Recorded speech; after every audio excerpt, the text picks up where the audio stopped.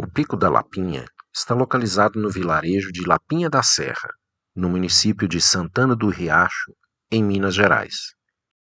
Tem uma altitude de 1.585 metros, 100 metros menos que seu vizinho Pico do Breu, que fica na mesma serra.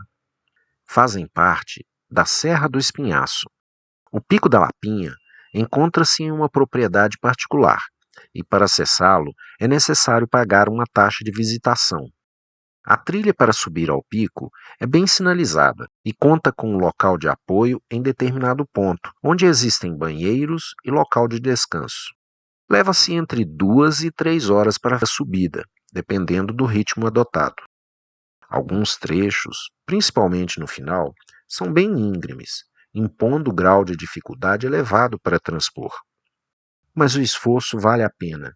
Quando se alcança o topo, tem-se o privilégio de apreciar uma das mais bonitas paisagens do Brasil.